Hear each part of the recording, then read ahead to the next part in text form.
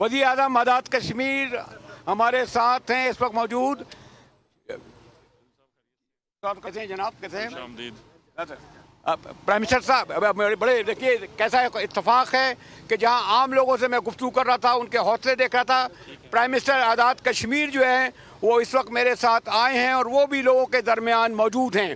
تو خیال یہ تھا کہ رات کو جو میزائل کا حملہ ہوا ہے اس سے کوئی خوفزدگی ہوگی. سردار صاحب کیا اب ایسا ممکن ہے کہ کوئی اور حملہ ہو تو نقل مکانی یا کچھ محفوظ جگہ یا خندقیں؟ دیکھیے, جو کل رات کی جو بزدلانہ جاریت تھی بھارت کی, اس میں جو ہماری مساجد پر بے گناہ لوگوں کی شہادتیں ہوئی ہیں, ان پر شدید غم و غصہ پایا جا رہا ہے, دکھ ہے. اور انشاءاللہ تعالی یہ قرض تو کشمیری قوم 11 کے ساتھ ضرب لگا کے ان کو واپس کرے گی. لیکن جہاں تک آپ نے خوف کی بات کہی ہے, یہ شہر آپ کے سامنے ہیں, ہم آپ کے سامنے ہیں. خوف و راز کا تو مسلمان کی زندگی میں کوئی تصور نہیں ہے, اور وہ بھی ہندو جاریت. لیکن کیونکہ کم ظرف اور کمینہ دشمن ہے, ہمیشہ رات کو حملہ کرتا ہے. دن کی روشنی میں ان کو نہ ہمت ہے نہ ان کی دلیری ہے.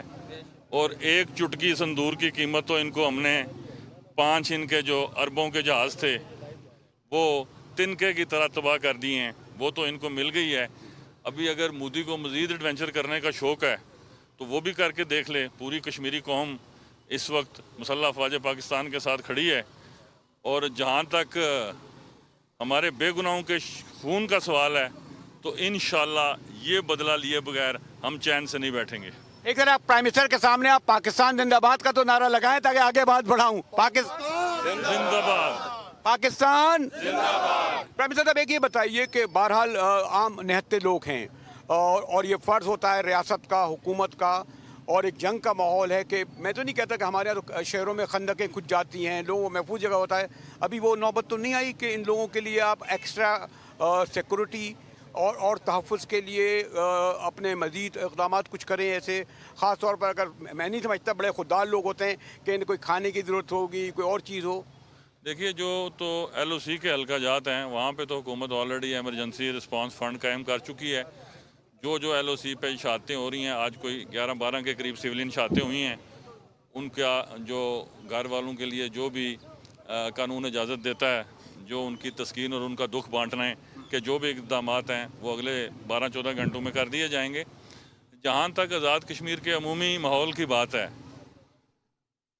اس سے 100 گنا زیادہ قربانی مقبوضہ جموں کشمیر کے عوام, ہماری مائیں بہنیں بیٹیاں دے رہی ہیں. اور اس آزادی کی تاریخ کو ہمارے آباء و اجداد نے اپنے خون سے لکھا ہے. اور میں یہ سمجھتا ہوں کہ بھارت کا یہ فالس فلیگ آپریشن اس کے گلے کا پھندا بن گیا ہے. اور اب انشاءاللہ صورتحال 5 اگست 2019 سے پہلے کی ریورس ہو چکی ہے. مسئلہ کشمیر پوری دنیا میں فلیش آؤٹ پوری دنیا میں ہو چکا ہے, اور 2 نیوکلیئر پاورز کے درمیان اب پوری دنیا کو یہ سوچنا ہے کہ بھارت کی یہ ننگی جارحیت جو ہے, اگر دنیا اس میں کوئی مؤثر کردار ادا نہیں کرتی تو پھر کل کوئی شکوہ نہ کرے. ہم انشاءاللہ ان کو دہلی سے لے کر کشمیر تک اندر گھس کے ماریں گے. یہ جو اوپن حملہ ہوا,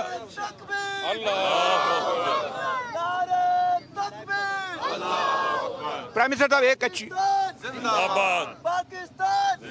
پرائم منسٹر اگر میں کنکلوڈنگ آپ سے ایک سوال کروں کہ عام طور پر ان کا یہ خیال تھا کہ پاکستان میں ایک پولیٹیکل پولرائزیشن تھی اور ہوتی بھی ہے, اور تمام جمہوری ملکوں میں بھی ہوتی ہے. ان کا خیال تھا کہ شاید پاکستانی قوم تقسیم ہے, یہاں اختلافات ہیں. کچھ آپ نے دیکھا کہ کے پی میں ادھر سے وہاں سے کابل سے ہم پر ہو رہا تھا, اور ادھر بلوچستان میں بھی. شاید اس صورتحال کو رکھتے ہوئے انہوں نے اٹیک اس لیے کیا ہو کہ وہ شاید اس میں کامیاب ہو جائیں. دیکھیے, میں عرض کرتا چلوں کہ ایک جگہ پر مودی بری طرح مار کھا گیا.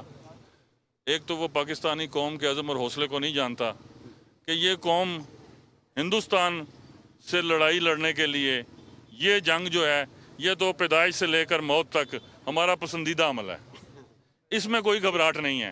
اور دوسرا جو دھوکہ تھا جو اس نے سرین کھایا, جس کی وجہ سے آج اس کو منہ کی کھانی پڑی, وہ ہے پاکستان کی مسلح افواج کی پروفیشنل کیپیبلٹیز, ہماری ایئر سپریمیسی. اور پھر اس وقت مسلح افواج کی قیادت ایک ایسے شخص کے ہاتھ میں ہے کہ جو قرض رکھنے پر یقین رکھتا ہی نہیں ہے, وہ نقد ادائیگی کرنے کا عادی ہے، اور الحمدللہ جس طرح رات کو آدھے گھنٹے میں رسپانس واپس جنریٹ کیا گیا ہے، میں سمجھتا ہوں پوری قوم اس وقت جنرل عاصم منیر اور مسلح افواج پاکستان کے ساتھ کھڑی ہے۔ اور آخر میں یہ کہ اس وقت بھی یعنی 48 میں غالباً سری نگر کی بتیاں نظر آ رہی تھی، 5 کلومیٹر دور رہ گیا تھا، ہمارے پاس ریسورس نہیں تھے، ورنہ تو سری نگر ہم لوگ اس وقت ہی فتح کر لیتے۔ پھر بعد کے برسوں کی تاریخ میں نہیں جاؤں گا، صرف یہ کہ پرائم منسٹر جو ہے، میں نے کہا نا، یہ خیال پایا جاتا ہے کہ سوری ٹو سے دوسرے صوبوں کا مجھے نہیں پتا کہ وزیر اعلیٰ کس طرح کھڑے ہوتے ہیں، لیکن پرائم منسٹر آزاد کشمیر لوگوں کے درمیان کھڑے ہیں، اور اس جنگ نے جو بھارت نے ہم پر تھوپی ہے، اس نے مزید کشمیریوں کو مضبوط کیا ہے، اپنی قیادت کو مضبوط کیا ہے، ان کے پیچھے کھڑے ہیں، اور ہر نعرہ صرف پاکستان کے لیے ہے، کوئی سیاسی نعرہ نہیں ہے۔ تو اس لیے آج پھر میں کہوں گا، کشمیریوں کے پاکستانیوں کے لیے جو پیغام پرائم منسٹر نے دیا ہے کہ ان کے حوصلے بلند ہیں۔